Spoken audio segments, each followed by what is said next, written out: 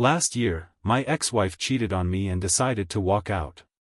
Strangely, when she did, I actually felt a weird sense of relief.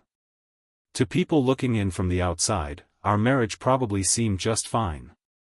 But inside our home, it was cold and hollow. For years, I felt worn down, mentally and financially, because of what she put me through. She had this habit of pulling big chunks of money from our account without telling me. That often left me scrambling to cover the bills. Anytime I tried to talk to her about it, she'd twist it around and say it was my fault for not making enough. No matter how hard I worked, it was never enough to make her happy. Everything I did either irritated her or made her angry.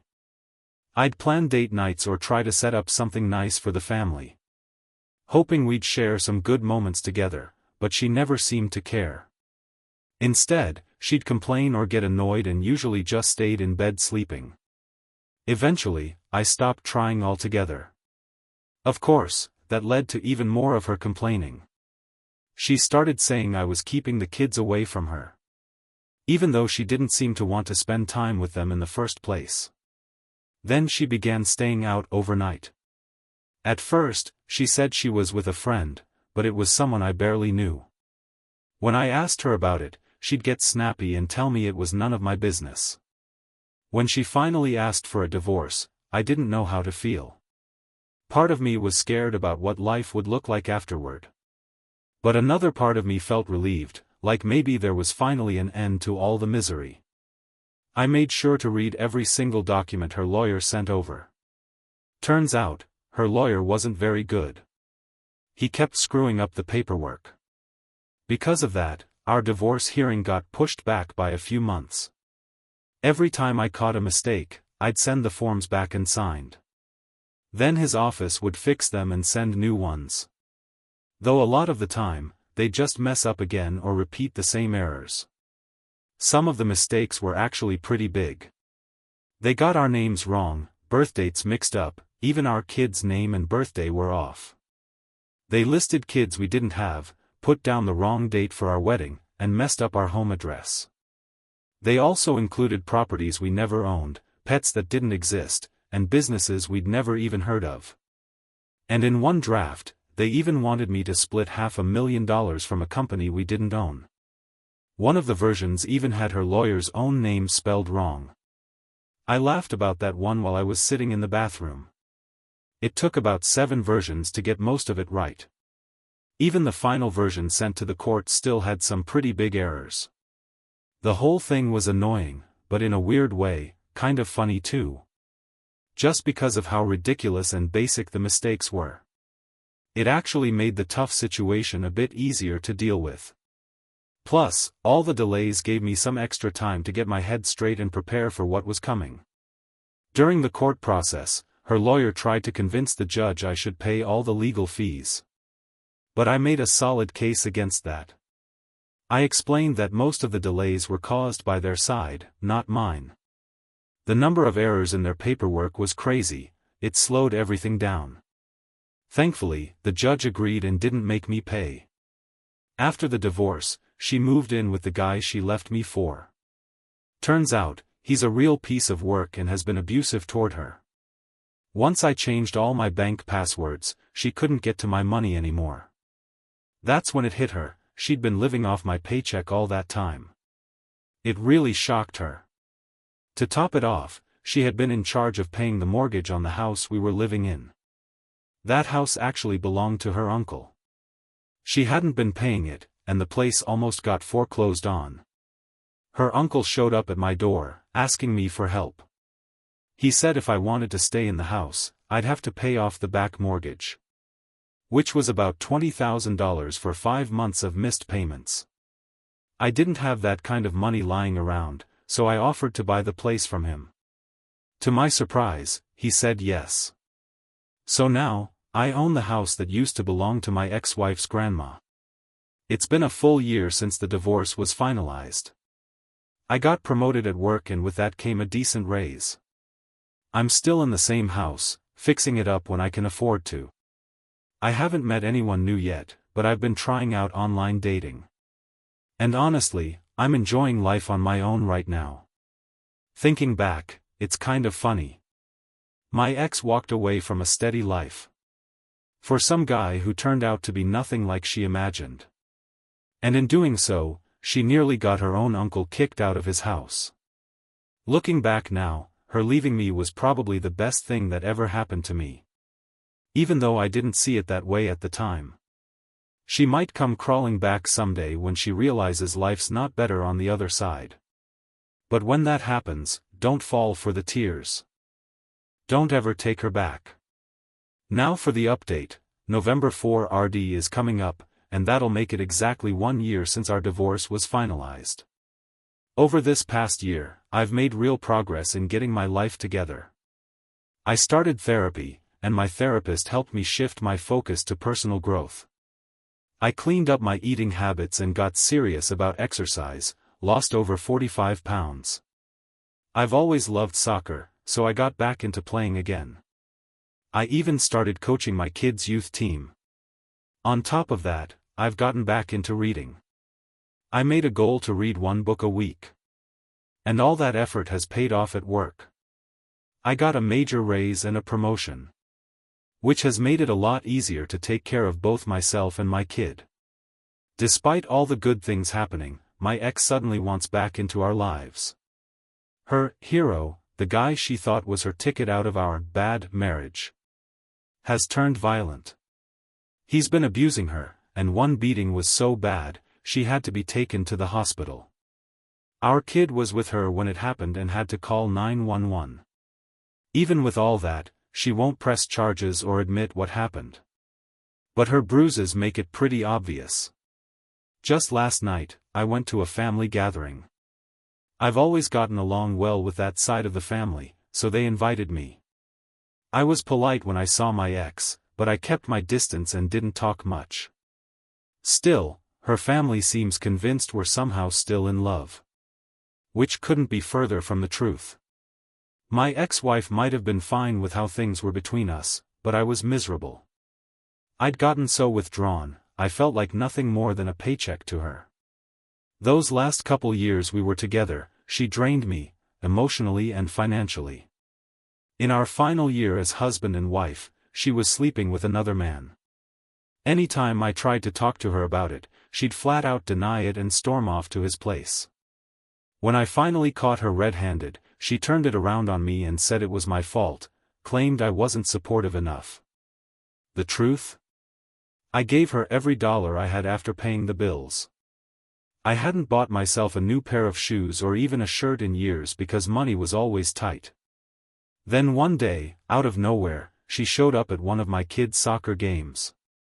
After the game, she walked up and asked if I was ready to move back in with her. I just stood there, stunned, and asked her why on earth I'd do something like that. She went on with this big speech about how we're still in love, how we share a kid, and how it would be better for our child if we were under the same roof again. I told her straight, I don't have any love or trust left for her. I even reminded her she still owes me over $1,100 for the car repair I paid for. And what did she say? That she'd pay me back if I moved in with her. At that point, I couldn't help myself. I burst out laughing, hard enough that I had to bend over. When she saw me laughing like that, she started crying. And I'll be honest, it only made me laugh more. Maybe that wasn't the nicest way to react. But after everything she put me through, and all the work I've done to rebuild my life, the idea of going back to her felt like walking straight into a burning building. Now, don't get me wrong, our kid still loves his mom, and I would never try to get in the way of their bond. But if that relationship is gonna fall apart, it's gonna be because of her choices, not mine. I just couldn't believe she had the nerve to suggest we move back in together. She didn't even apologize. No sign of guilt or regret for anything she'd done. Instead, she acted like she was doing me a favor, like she was offering something valuable. That kind of thinking is just plain wild. And then there's our child, who had to witness his mom in a dangerous, abusive situation. That's the kind of thing that can stick with a kid for life. That's why I've started seriously thinking about trying to get full custody. Just to keep him safe from going through that kind of trauma again. Anyway, on to better news. I've met someone really special. I know it'll take time for everyone to fully heal from everything that's happened. But I'm hopeful we can each find peace and happiness in our own way. This past year's been a wild ride, that's for sure. November 4 RD marked 1 year since my divorce became official. Since then, I've focused a lot on therapy and taking care of myself, and yeah, I've been dating, too. I've met some truly great women, and a few not so great ones, to be honest. Just this past Monday, my ex came across an Instagram post from my girlfriend, Haley. Haley had shared a few pictures from a weekend getaway we took, just the two of us. We had some amazing food, kicked back with a couple drinks, and just enjoyed the time together. We snapped a bunch of fun photos during the trip. Now, I'm not usually one to take or share date night pictures, but I really like Haley. So when she asked if she could post the photos and tag me, I said sure. I figured it might ruffle a few feathers. But I wasn't expecting the level of drama it stirred up with my ex and her family. Let me give you some background so it makes sense. My ex had been cheating on me for over a year before we even split up. She was already seeing the guy before we officially separated. And she moved in with him while we were still going through the divorce. Now here we are, a full year divorced. And for most of our marriage, she manipulated me, emotionally and financially. Sadly, that behavior hasn't stopped. But after Haley posted those pictures, my ex took her bitterness to a whole new level. On Monday, she flipped the story and tried to say I was the cheater. She claimed I embarrassed her by sharing pictures of myself with another woman online. She called me selfish and insensitive for not thinking about her feelings. Then she accused me of being a coward for keeping my dating life a secret. She even said that because of what I did, there's no chance of us ever getting back together. She told me that any feelings she had left for me were gone, killed by my so-called cheating. And she said all of this while yelling at me over the phone. Meanwhile, I couldn't help but laugh at the whole thing. She spent half an hour ranting about how I ruined the relationship. Even though she's the one who cheated and treated me like garbage while we were married. When she finally stopped yelling, she asked if I had ever been unfaithful during our marriage. I told her plainly, I stayed loyal and didn't step out until after we were officially over. But she wasn't done yet. She started grilling me about who I've dated since the divorce. That made me laugh even harder. I told her flat out that my personal life isn't her business anymore. Just like I don't butt into what she's doing, she's got no right to interfere with my life now. Even after I set that boundary, she blew up my phone with nasty messages. She tore into me and Haley, sending hateful texts. She even threatened to message Haley directly and tell her all kinds of lies about what I was like as a husband. I told her to go ahead if she thought that would make any difference. Then she said she wanted to meet Haley in person. Like she needed to judge what kind of woman she is. She claimed Haley must be a terrible person for breaking up a happy marriage. That's when I had to seriously question if she was living in reality. I reminded her, plain and simple, that our marriage ended over a year ago. And it was her who cheated, her who walked out, and her who filed for divorce. At that point, she finally broke down and started crying. Through the sobs, she admitted she'd still been holding out hope that we'd somehow get back together.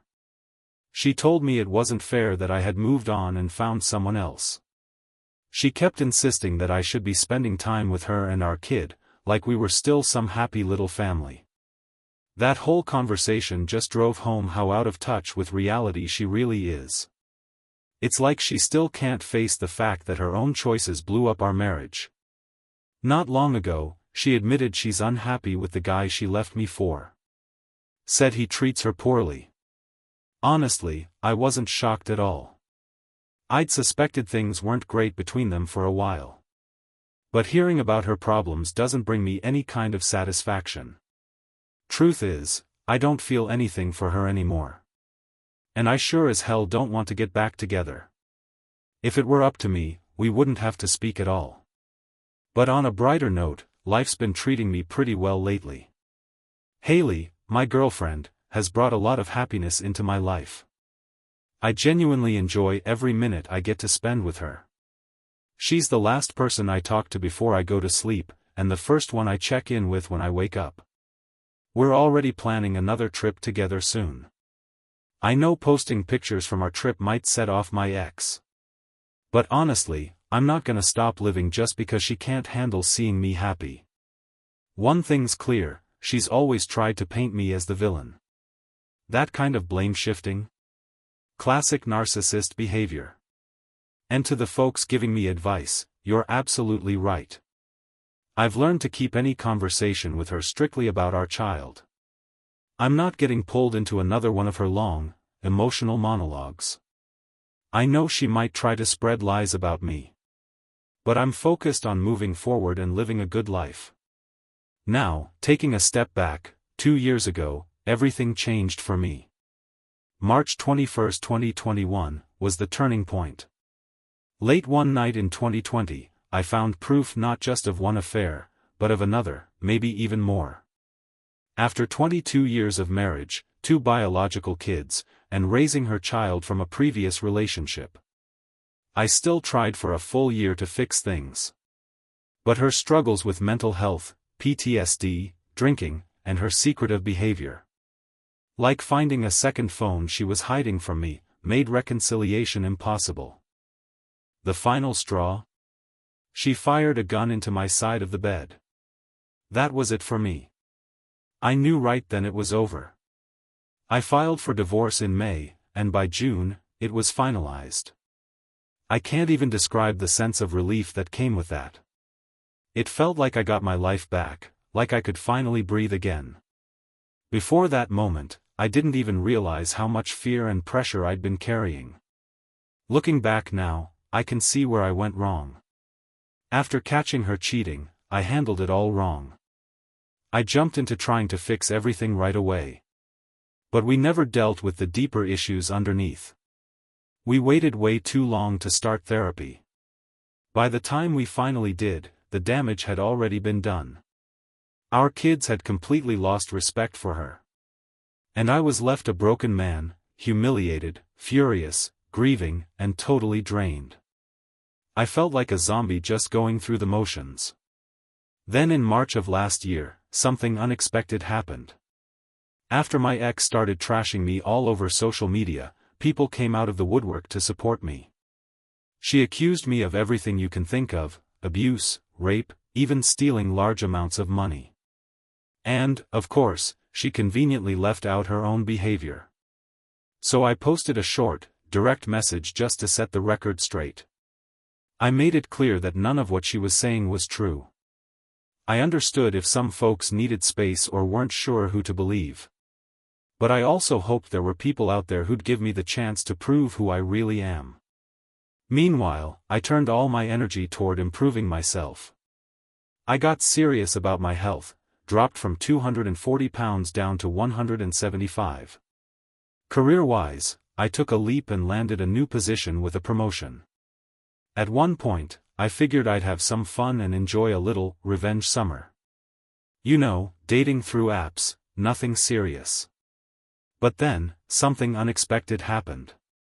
An old classmate from high school reached out. She lived pretty far away, but she was going through a rough breakup too.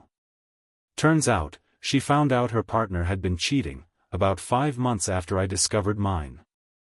We started talking regularly, checking in on each other, and offering support from someone who actually understood the mess we'd both just been through. When work took me to Knoxville, she and I ended up texting one evening. We were just catching up, swapping stories, talking about what we'd both been through. I had been looking forward to catching some live music while I was in town. And I remember telling her how excited I was for the next couple nights. But funny enough, things didn't go the way I thought they would. That summer I imagined full of casual flings. It never happened. Instead, it turned into a season of beach trips, live shows, Visits to distilleries, she's a big whiskey fan, and just plain good times. It was the most fun I'd had in years. As the weather cooled and summer rolled into fall, things between us got more serious. We met each other's families, spent Thanksgiving with hers, celebrated Christmas side by side, and even jetted off to Vegas for a long Super Bowl weekend. All those moments brought us closer than I ever expected. Now, as I hit my 51nd birthday, I can honestly say I'm happy. The past few birthdays were tough. But this one's different, this one feels like something to celebrate. Especially because she's getting ready to move in with me. She's a nurse and already lined up a job here in my southern town, just like that. She's decided to keep her house and let her daughter rent it for now. If a buddy of mine were in my shoes, I might have warned him it's moving a little fast. But for us? It just feels right. We're not rushing into marriage or anything like that. We're simply tired of juggling schedules and losing time we could be spending together. So we're giving it a shot, living together, seeing where things go. On this forum, people talk a lot about karma or getting revenge on an ex. As for mine, she still sends me drunk texts now and then. Half the time, she's saying she wishes we were still together. The other half, she's blaming me all over again for how things ended. Some days it's apologies, some days it's accusations. But me? I'm done with all that. I'm way less stressed now, and I've found someone incredible. She's smart, kind, beautiful, more than I ever expected to find at this stage in life. And she really likes me, even though sometimes I still catch myself wondering if it's too good to be true. So yeah, if you ask me, I've already gotten the best kind of revenge. I moved on. I built a life I'm proud of. To anyone listening, I want you to hear this loud and clear. Even if what you've been through feels devastating, even if it shattered your world, you can move past it. You can find peace again, and even happiness. Sometimes, they don't realize what they had until it's gone. But once you're on the other side, you might realize you're better off without them. I shared this story because I want you to know, don't give up, no matter how hard it gets. It's never too late to start fresh. Put yourself first. Believe in your own strength. Things really can get better. I rebuilt my life from scratch at 49, and that's proof it's never too late. That's all for today's update. If you've been following along, go ahead and like and subscribe so you don't miss what's next. Until then, take care.